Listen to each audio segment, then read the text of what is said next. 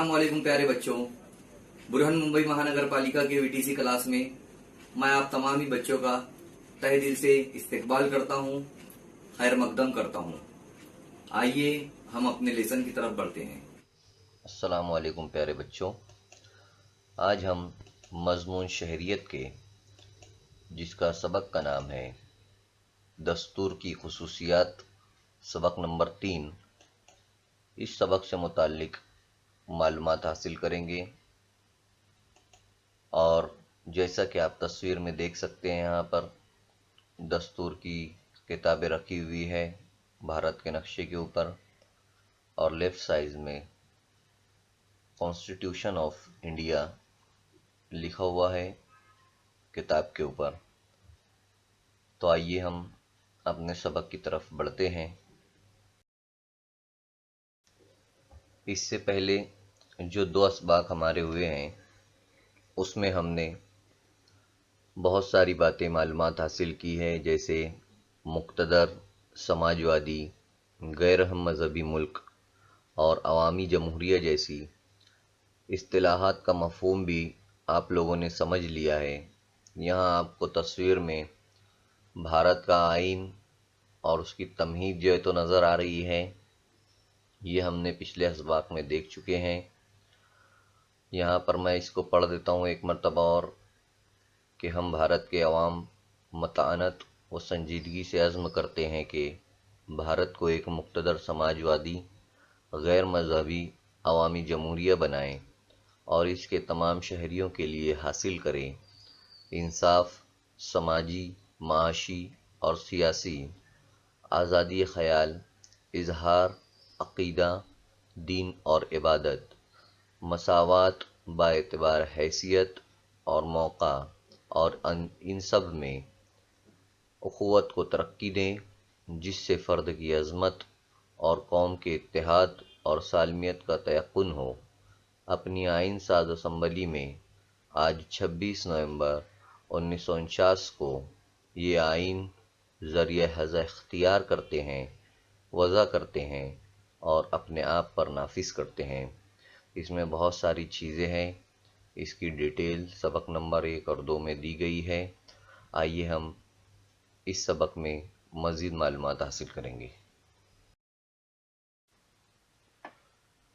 अब हम देखते हैं वफाकी हुकूमत। भारत जैसा कि एक बहुत बड़ा मुल्क है, इसका रकबा, इसकी सरहदें भी बहुत बड़ी है। यहाँ पर जो लोग होते हैं उनकी आबादी बहुत ज़्यादा है, और इतने बड़े मुल्क का निज़ाम संभालना काफ़ी मुश्किल होता है।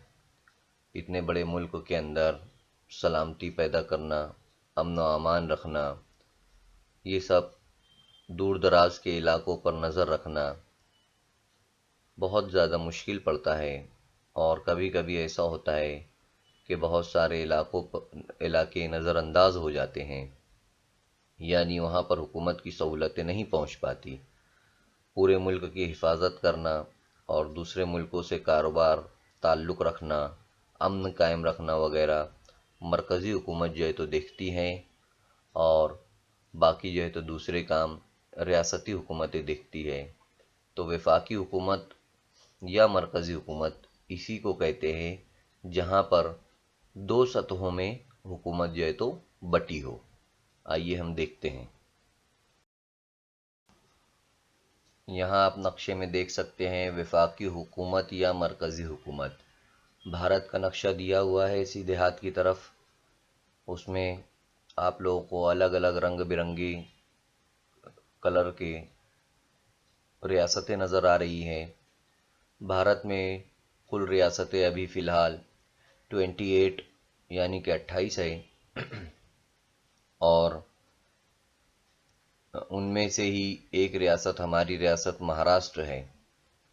तो महाराष्ट्र के अंदर जो हुकूमत चलाई जाएगी वो रियासती हुकूमत होगी, जबकि जो पूरे देश में एक हुकूमत चलेगी वो हुकूमत मरकज़ी हुकूमत कहलाएगी। इसी तरह जिस तरह से रियासत महाराष्ट्र के अंदर रियासती हुकूमत रहेगी, उसी तरह गुजरात में, केरला में, तमिलनाडु, मध्य प्रदेश, उत्तर प्रदेश, इन रियासतों में भी जो हुकूमत रहेगी उसे भी हम रियासती हुकूमत ही कहेंगे। तो इख्तियारात जो है तो बटे हुए हैं। एक होती है मरकज़ी हुकूमत जो पूरे देश में होती है, और दूसरी होती है रियासती हुकूमत जो अलग अलग रियासतों में होती है। आप लोगों को यहाँ पर तस्वीर में दिखाई दे रहा होगा कि दस्तूर की 3 फहरिस्तें हैं। दस्तूर जो कॉन्स्टिट्यूशन लिखा गया है, जो किताब कानून की है, आप लोगों को पता है कि दस्तूर किसे कहते हैं। तो दस्तूर में 3 फहरिस्तें दी गई है। मरकज़ी या वफाकी फहरिस्त, दूसरा है रियासती फहरिस्त, तीसरा है मुश्तरका फहरिस्त। तो मरकज़ी या वफाकी फहरिस्त में 97 यानी 97 मौज़ूआत है। इसी तरह 66 रियासती फहरिस्त में है मौज़ूआत, और मुश्तरका फहरिस्त में 47 मौज़ूआत जो है, 47 मौज़ूआत जो है तो शामिल है। यानी मरकज़ी हुकूमत के पास ज़्यादा इख्तियारात हैं, रियासती हुकूमत के पास उससे कम, और मुश्तरका फहरिस्त यानी ऐसे बहुत सारे काम जिन पर रियासती हुकूमत और मरकज़ी हुकूमत दोनों मिलकर कानून बना सकते हैं, उसी को जो है तो मुश्तरका फहरिस्त में शामिल किया गया है। तो इसके अलावा किसी नए मौजू पर कानून साजी का इख्तियार वफाकी हुकूमत को होता है, यानी मरकज़ी हुकूमत को होता है। इस इख्तियार को खुसूसी इख्तियार कहा जाता है या कहते हैं। यानी अगर कोई एक नया मुद्दा या नई बात के ऊपर कानून अगर बनाना है तो वो हक मरकज़ी हुकूमत को हासिल होता है, रियासती हुकूमत को नहीं। ये बात हमें ध्यान में रखना चाहिए। और ये यहाँ पर जो दिखाई दे रहा है 97 मौज़ूआत, 66 मौज़ूआत और 47 मौज़ूआत, यानी कि पॉइंट्स, मुद्दे जिनके ऊपर हुकूमत कानून बना सकती है वो दिए हुए हैं यहाँ पर कि किन किन बातों पर कानून बन सकते हैं। तो मरकज़ी हुकूमत इतनी सारी चीज़ों पर कानून बना सकती है, रियासती हुकूमत 66 मौज़ूआत पर कानून बना सकती है, और दोनों मिलकर 47 मौज़ूआत पर कानून बना सकते हैं। ये जो है तो बातें इसमें शामिल है। अब यहाँ पर दिया हुआ है कि क्या आप जानते हैं भारत की वफाकी हुकूमत में इख्तियारात की तकसीम खुसूसियात से पुर है। वफाकी हुकूमत और रियासती हुकूमत के लिए बाहमी ताउन के ज़रिए मुल्क की तरक्की करना इसी वजह से मुमकिन होता है। हुकूमती उमूर में शहरियों की शमूलियत इसी तरीके की देन है। यानी मरकज़ी हुकूमत के पास जो इख्तियारात है और रियासती हुकूमत के पास जो इख्तियारात दिए गए हैं, जिन मौज़ूआत पर ये कानून बना सकते हैं, वो बहुत खुसूसियात के हामिल है, यानी बहुत ख़ास है, और इसी वजह से रियासतों में और मरकज़ में बाहमी ताउन होता है, यानी ये आपस में मिलजुल कर काम करते हैं। अब हमें ये देखना है कि वफाकी हुकूमत के पास जो मौज़ूआत हैं और जिन कामों को वफाकी हुकूमत या मरकज़ी हुकूमत देखती है, वो काम है उमूर खारजा, यानी बाहर के काम, आम ज़बान में हम कहेंगे। यानी अपने मुल्क से बाहर के जो मुल्क है, दूसरे जो पड़ोसी मुल्क हैं, उनसे हमारे ताल्लुकात किस तरह रहेंगे, ये उमूर खारजा का जो डिपार्टमेंट है वो देखेगी, और ये काम मरकज़ी हुकूमत का होता है।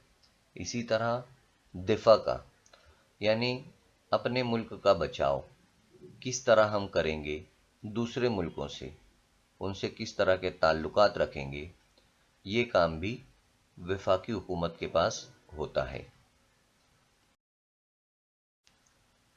इसी तरह जंग और अमन आप लोग तस्वीर में देख सकते हैं।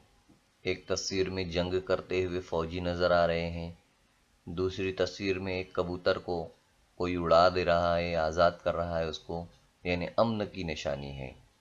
तो जंग और अमन, इन मौज़ूआत पर कानून या इन मौज़ूआत पर जो भी इख्तियारात हासिल होते हैं वो वफाकी हुकूमत को हासिल होते हैं, रियासती हुकूमत को ये हासिल नहीं होता है। इसी तरह करेंसी यानी रुपयों पैसों का लेन देन, कितनी नोटों की छपाई करना है और हमारे पास कितना रुपया है, बैंकों में रिज़र्व बैंक के पास कितना पैसा जमा है, कितना कर्ज है, ये तमाम बातें भी मरकज़ी हुकूमत यानी कि वफाकी हुकूमत के अंडर में आती है। साथ ही साथ तिजारत करना, यानी दूसरे मुल्कों से बैनुल अक़वामी तिजारत, यानी बाहर के मुल्कों से हमारी ट्रेड यानी तिजारत जो है तो किस तरह होगी, हम किससे तिजारत करेंगे, किन मुल्कों से करेंगे, किन मुल्कों से नहीं करेंगे, ये तमाम बातों पर जो कवानीन होते हैं या जो इख्तियारात होते हैं वो तमाम इख्तियारात मरकज़ी हुकूमत पर होते हैं, रियासती हुकूमत के ऊपर नहीं होते हैं। अब हम देखेंगे रियासती हुकूमत के पास मौज़ूआत, यानी रियासती हुकूमत किन बातों पर कानून बना सकती है और उसके पास इख्तियारात कौन कौन सी बातों के होते हैं। तो पहला यहाँ पर दिया हुआ है नज़्म नस्क, यानी रियासत में किस तरह से अमन अमान कायम रखा जाए, किस तरह से सिस्टमेटिक काम किया जाए, ये तमाम काम रियासती हुकूमत का होता है कि अपनी रियासत का तमाम काम वो खुद देखे। दूसरा मुकामी इंतज़ामिया, जो भी मुकामी इंतज़ामिया होते हैं, जैसा कि इससे पहले मैं बता चुका हूँ, देही मुकामी इंतज़ामिया अलग होते हैं, शहरी मुकामी इंतज़ामिया अदारे अलग होते हैं। तो जो भी मुकामी इंतज़ाम होता है वो तमाम इंतज़ाम, चाहे वो किसी भी चीज़ का हो, पुलिस का हो या और दूसरे कामों का हो, वो तमाम काम जो है तो रियासती हुकूमत देखती है। रियासती हुकूमत में बहुत सारे काम होते हैं, वो तमाम काम जो है तो उसका इंतज़ाम रियासती हुकूमत देखेगी, यानी मुकामी इंतज़ामिया करेगा। रियासती हुकूमत के ज़िम्मे सेहत के मामलात भी होते हैं कि वो अपनी रियासत के जो दवाखाने हैं, हॉस्पिटल्स हैं, उनका रख रखाव और उनके अंदर पाई जाने वाली मशीनों के देखभाल, डॉक्टर्स वगैरह, ये तमाम कामों का जो देख रेख का काम होता है वो रियासती हुकूमत के ज़िम्मे होता है। और रियासत के अंदर लोगों की सेहत किस तरह अच्छी रहे, इसका किस तरह से ध्यान दिया जाए, ये तमाम काम भी रियासती हुकूमत करती है। इसी तरह जो जुराइम पेशा अफराद होते हैं, जो मुख्तलिफ जुर्म में जेलों में बंद होते हैं, इसी तरह जेलों के अंदर पुलिस और दूसरे जो काम होते हैं उसका इंतज़ाम करना, ये भी रियासती हुकूमत के ज़िम्मे होता है। तो सेहत और जेल इंतज़ामिया, ये काम और ये मौज़ूआत भी रियासती हुकूमत में शामिल होते हैं। अब रियासती हुकूमत और मरकज़ी हुकूमत, दोनों हुकूमतों के पास मुश्तरका जो काम होते हैं, ये मुश्तरका मौज़ूआत यानी मिले जुले मौज़ूआत कौन कौन से होते हैं जिनके ऊपर दोनों कानून बना सकते हैं। मरकज़ी हुकूमत भी बना सकती है, रियासती हुकूमत भी बना सकती है। तो वो जो आप लोगों को नज़र आ रहे हैं वो बातें हैं रोज़गार यानी कामों पर, माहौलियात यानी माहौल को किस तरह से साफ़ सुथरा रखा जाए, दरख्तों की कटाई वगैरह, ये तमाम काम माहौलियात में शामिल होंगे, दरख्त लगाना वगैरह। इसी तरह माशी और समाजी मनसूबाबंदी, यानी समाज में और रोज़गार में जो भी काम होंगे वो काम। इसी तरह इनफरादी कानून साजी और तालीम वगैरह, कानून को बनाना, इनफरादी कानून साजी और तालीम, تعلیم پر بھی یہاں پر دیا ہوا ہے کہ تعلیم پر قوانین بنانا، تعلیم کے لیے کام کرنا، یہ تمام کام جو ہے تو دونوں مل کر جو ہے تو کر سکتے ہیں، یعنی ریاستی حکومت اور مرکزی حکومت دونوں مل کر جو ہے تو ان تمام چیزوں پر کام کریں گے۔ یاد رکھو کون کون سے کام ہیں دونوں: روزگار ہے، ماحولیات، معاشی اور سماجی منصوبہ بندی، انفرادی قانون سازی اور تعلیم۔ ان باتوں پر جو ہے تو دونوں قانون بنا بھی سکتے ہیں اور انہیں اختیارات حاصل ہوتے ہیں۔ جیسا کہ میں ابھی آپ لوگوں کو بتایا تھا کہ ہمارے بھارت میں فی الحال ابھی 28 ریاستیں ہیں اور 8 مرکزی علاقے ہیں۔ تو یہاں پر مرکزی علاقوں کے بارے میں معلومات دی گئی ہے کہ مرکزی علاقے جو ہے تو کون کون سے ہیں۔ مرکزی علاقے یعنی ایسے علاقے جو مرکزی حکومت کے انڈر میں آتے ہیں، وہ الگ سے ریاستیں نہیں ہوتے ہیں، بلکہ وہ مرکز کے ماتحت یعنی ان کی نگرانی میں جو ہے تو وہ علاقے ہوتے ہیں، جیسے دہلی، انڈومان نکوبار، دادر نگر حویلی، دمن دیو۔ لکشدیپ نمبر 5 پر ہے چندی گڑھ، 6 پر پانڈیچری، 7 پر لداخ اور 8 پر جموں کشمیر۔ اس سے پہلے آپ لوگوں کی کتاب میں دیا ہوا ہے کہ مرکزی علاقے 9 ہے، لیکن فی الحال ابھی جلد ہی وہ یعنی دمن دیو اور دادر نگر حویلی ان علاقوں کو ملا دیا گیا ہے۔ دادر نگر حویلی ایک الگ تھا اور دمن دیو الگ تھا، لیکن ابھی دونوں کو ملا دیا گیا ہے، اس لیے وہاں سے ایک کم ہو گیا ہے، یعنی اب 8 ہی بچے ہوئے ہیں۔ اسی طرح آپ لوگ ریاستیں بھی یہاں پر دیکھ سکتے ہیں، ٹوٹل 28 ریاستوں کے نام وغیرہ دیے ہوئے ہیں۔ اس کے آپ اسکرین شاٹ لے کر بعد میں یاد بھی کر سکتے ہیں۔ ریاستیں اور ان کا صدر مقام دیا ہوا ہے، یعنی راجدھانی۔ جیسے مہاراشٹر، تو مہاراشٹر کی راجدھانی کیا ہے؟ ممبئی ہے، یعنی ممبئی سے جو ہے تو پورے مہاراشٹر کا کام چلتا ہے، جو بھی کام کاج سرکاری ہوتا ہے وہ ممبئی سے ہوتا ہے۔ تو اسی طرح مرکز کے اندر بھی اور ایک راجدھانی ہوتی ہے جہاں سے کام ہوتا ہے، جیسے دہلی کی نئی دہلی ہے، یعنی نئی دہلی سے کام ہوگا۔ انڈومان نکوبار کی پورٹ بلیئر ہے۔ تو مین ہمیں ابھی یہاں پر صرف مرکزی علاقے کتنے ہیں اور ان کے ناموں کو دیکھنا ہے، اور آگے کے لیے جو ہے تو آپ لوگوں کے لیے ان کے صدر مقام بھی آپ لوگ دیکھ سکتے ہیں، اسے بھی آپ لوگوں کو یاد رکھنا چاہیے۔ آپ لوگ تصویر میں دیکھ سکتے ہیں، یہاں پر پارلیمنٹ نظر آ رہی ہے آپ کو۔ پارلیمنٹ کے اندر قانون سازی کی جاتی ہے، قانون بنائے جاتے ہیں۔ پارلیمنٹ کے 2 ایوان ہیں، یعنی 2 حصے ہیں، ایک لوک سبھا ہے اور ایک راجیہ سبھا ہے۔ لوک سبھا اور راجیہ سبھا میں دونوں میں ملا کر ہی جو ہے تو قانون بنائے جاتے ہیں۔ پہلے کوئی بھی قانون بننے سے پہلے وہ بل ہوتا ہے، اسے بل کہا جاتا ہے، پہلے وہ لوک سبھا میں پاس ہوتا ہے۔ جو نمائندے ہم چنتے ہیں، جنہیں ہم ووٹ دیتے ہیں، وہ نمائندے جو ہے تو لوک سبھا میں ہوتے ہیں، قانون بنانے کا کام وہی لوگ کرتے ہیں۔ اس کے بعد وہ بل راجیہ سبھا میں جاتا ہے۔ اس کے بعد آپ لوگ دیکھ سکتے ہیں صدر جمہوریہ کی تصویر نظر آ رہی ہے، پھر وہ بل صدر جمہوریہ کے پاس جاتا ہے، اور پھر ان کی سائن کے بعد وہ اب بل جو ہے وہ بل نہیں رہتا بلکہ قانون بن جاتا ہے۔ تو صدر جمہوریہ ہمارے شری رام ناتھ کووند ہیں، بھارت کے فی الحال صدر جمہوریہ۔ اور لوک سبھا کو ایوان زیری بھی کہتے ہیں، راجیہ سبھا کو ایوان بالا کہتے ہیں۔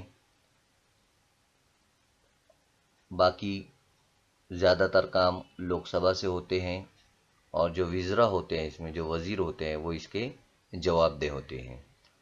تو اس طرح سے پارلیمنٹ ہمارے بھارت میں ہے، ایوان آپ لوگ سمجھ گئے، اور صدر جمہوریہ کے کام بھی۔ یہاں پر دیکھنا ہے تصویر میں آپ نے رائج نوٹیں دیکھے ہیں؟ رائج نوٹیں یعنی جو نوٹ چلتی ہے ہمارے پاس، جو روپیے ہوتے ہیں وہ، ان پر لکھا ہوتا ہے بھارت سرکار، یعنی مرکزی حکومت کی جانب سے ضمانت مہیا کیا ہوا ہے، یعنی یہ مرکزی حکومت کی طرف سے جو ہے تو یہ دیا گیا ہوتا ہے۔ اسی طرح پولیس کے کندھوں پر لگے ہوئے بلے آپ لوگوں نے دیکھا ہوگا، جسے بیچ کہتے ہیں، ان کے اوپر مہاراشٹر پولیس لکھا ہوا ہوتا ہے۔ اسی طرح بھارتیہ ریل اور مہاراشٹر راجیہ پریوہن مہامنڈل بھی آپ نے پڑھا ہوگا، یعنی ریل کے اوپر بھارتیہ ریل کا بیچ والا جو نشان دکھ رہا ہے اس طرح سے بنا ہوتا ہے۔ اسی طرح ایس ٹی بس، جو لال کلر کی بس ہوتی ہے مہاراشٹر گورنمنٹ کی طرف سے جو چلائی جاتی ہے، اس کے اوپر مہاراشٹر راجیہ پریوہن مہامنڈل لکھا ہوتا ہے۔ اس کا مطلب یہ ہوا کہ اپنے ملک میں دو سطحوں پر حکومت ہوتی ہے، ایک مرکزی حکومت اور دوسری ریاستی حکومت، مثلا مہاراشٹر حکومت، کرناٹک حکومت وغیرہ وغیرہ۔ میں آپ لوگوں کو بتا چکا ہوں ایسے بھی کہ دو حکومتیں ہوتی ہیں، ایک مرکزی حکومت ہوتی ہے اور ریاستوں میں الگ الگ ریاستی حکومتیں ہوتی ہیں۔ آزاد عدلیہ، یہ ہمارے بھارت کی خصوصیات میں سے ایک خاصیت ہے کہ ہمارے بھارت میں آزاد عدلیہ ہے، یعنی عدالتیں۔ آپ لوگوں کو پتہ ہوگا کہ عدالتیں کس لیے ہوتی ہیں۔ عدالتیں ہوتی ہیں اس لیے کہ جب ہمارے مسائل ہم سے حل نہیں ہو پاتے، گھروں میں یا آس پاس کے لوگوں سے یا بزنس میں یا کسی بھی معاملات میں، تو ہم عدالتوں کے پاس جاتے ہیں انصاف کے لیے۔ بھارت نے آزادانہ نظام انصاف قائم کیا ہے، یعنی ہمارے دستور میں عدالتوں کے بارے میں بہتر طریقے سے گائیڈنس کیا ہوا ہے عدالتوں کے نظام کے اوپر۔ تو یہ عدالتیں انصاف کرتی ہیں اور ہم ان کے پاس انصاف کے لیے جاتے ہیں۔ بہتر طریقے سے انصاف ہو، صاف و شفاف طریقے سے، اس لیے جو جج ہوتے ہیں وہاں پر بیٹھے ہوئے، ان کا انتخاب صدر جمہوریہ کرتے ہیں تاکہ یہاں پر کسی قسم کا کرپشن نہ ہو اور آزاد عدالتوں کا نظام بہتر طریقے سے چلایا جا سکے۔ عدالتیں، یہاں جو آپ لوگوں کو کورٹ دکھ رہی ہے، نظر آ رہی ہے، یہ سپریم کورٹ جو بھارت کی سب سے بڑی عدالت ہے اس کی تصویر نظر آ رہی ہے۔ اسی طرح سپریم کورٹ کی طرح، سپریم کورٹ تو ایک ہی ہے لیکن ہر ریاست میں ایک اور کورٹ ہوتی ہے جسے ہائی کورٹ کہتے ہیں۔ اسی طرح ڈسٹرکٹ لیول پر بھی کورٹ ہوتی ہے۔ تو عدالتیں بہت ساری ہوتی ہیں لیکن سب سے بڑی عدالت سپریم کورٹ کی جو ہے تو ہمارے دیش میں ہے، اسے ہی جو ہے تو ہم لوگ کہتے ہیں۔ اب بات آتی ہے واحد شہریت کی۔ اگر ہم سے کوئی پوچھے کہ آپ کون ہو تو ہم کہتے ہیں کہ ہم انڈین ہیں، ہم بھارتی شہری ہیں۔ تو یہ بات ہمیں دستور نے دی ہے، بھارت کے دستور نے ملک کے شہریوں کو واحد شہریت دی ہے، یعنی بھارتی شہریت۔ تو ان باتوں پر، یہ باتوں کو ہمیں معلوم ہونا چاہیے کہ ہمیں دستور نے یہ حق دیا ہے کہ ہم جو ہے تو بھارتی شہری ہیں۔ بھارتی شہری کون ہو سکتے ہیں؟ بھارتی شہری یہ ہیں جن کی پیدائش یہاں پر ہوئی ہے اور حکومت نے دستور نے انہیں یہ حق دیا ہے، تو ہم بھارتی شہری ہیں۔ یہی جو ہے تو واحد شہریت کہلاتی ہے۔ دستور میں تبدیلی کا طریقہ، یعنی دستور میں ترمیم۔ اب جو دستور بنا ہوا ہے، جو کتاب لکھی گئی ہے قوانین کی، اختیارات کی، حقوق کی، فرائض کی، اس میں وقت کے ساتھ ساتھ کچھ معاملات ایسے ہوتے ہیں جن میں تبدیلی لانی پڑتی ہے۔ تو حکومت کو، جو مرکزی حکومت ہوتی ہے، اسے اختیار ہوتا ہے کہ وہ دستور میں ضرورت کے مطابق تبدیلی کرے۔ یہ تبدیلی کرنے سے پہلے اس مدعے پر غور و خوض ہونا چاہیے، بحث و مباحثہ ہونا چاہیے، اس کے بعد ہی جو ہے تو تبدیلی کرنا چاہیے، کیونکہ دستور میں تبدیلی کی وجہ سے ملک کے اندر بہت سارے معاملات پر اثر انداز ہوتے ہیں، اور بار بار اگر تبدیلی کی جائے گی دستور میں تو اس کی وجہ سے ہمارے ملک کا جو استحکام، جو ہمارا ملک مستحکم ہے، وہ کم ہو جائے گا، یعنی اس کی مضبوطی کم ہو جائے گی، لوگوں کا بھروسہ کم ہو جائے گا۔ اس لیے دستور میں بار بار تبدیلی نہ کرتے ہوئے کچھ خاص مدوں پر اور ضرورت کے مطابق ہی جو ہے تو تبدیلی کی جانا چاہیے۔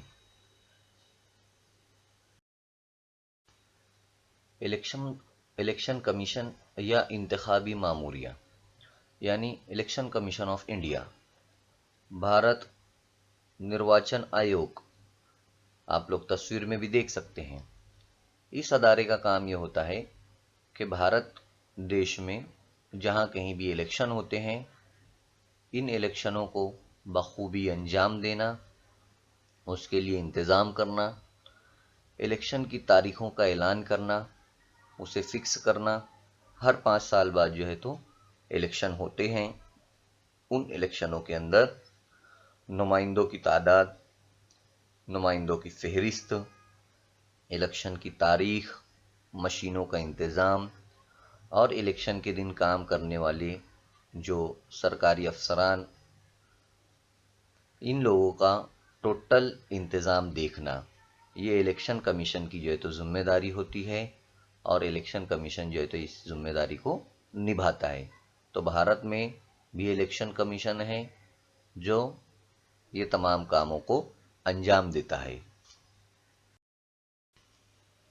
اس سبق میں اور بھی بہت ساری چیزیں دی گئی ہیں، جیسے تلاش کیجئے کہ اب تک بھارت کے دستور میں کتنی مرتبہ اصلاح کی جا چکی ہے، یعنی تبدیلی کی جا چکی ہے، ترمیم کی جا چکی ہے، یہ آپ کو معلوم کرنا ہے۔ تو یہ آپ کا کام ہے، اسے آپ لوگ بخوبی معلوم کر سکتے ہیں۔ اور دوسرا تصویر یہاں نظر آ رہی ہے، بتائیے تو بھلا۔ اب کیا بتانا ہے ہم کو دیکھنا ہے، ہمارے موجودہ الیکشن کمشنر کون ہیں؟ انتخابات کا ضابطہ اخلاق کسے کہتے ہیں؟ حلقہ رائے دہی سے کیا مراد ہے؟ یہاں پر 3 سوالات آپ سے پوچھے گئے ہیں، آپ ان تینوں سوال کے جوابات معلوم کرنے کی کوشش کرنا۔ تو اس طرح سے یہاں پر ہمارا جو سبق ہے اس کے تمام اہم نقاط کو میں بتایا ہوں۔ آپ لوگ اس میں دی گئی مشق اور جو بھی سوالات کے جوابات اس میں دیے گئے ہیں اسے مکمل کرنے کی کوشش کریں، سبق کو ایک مرتبہ پورا پڑھیں اور اس کے اہم نقاط پر دھیان دیں اور سوالات کے جوابات کرنے کی کوشش کریں۔ اس طرح سے یہاں پر ہمارا سبق ختم ہوتا ہے۔ اللہ حافظ۔ امید کرتا ہوں کہ اس سبق کے تمام ہی جو پوائنٹس تھے وہ آپ لوگوں کو سمجھ میں آئے ہوں گے۔ اس سبق کے آخر میں بہت ساری مشق دی ہوئی ہے، سوالات کے جوابات دیے ہوئے ہیں، آپ لوگوں کا کام جو ہے تو اس کو کرنا ہے۔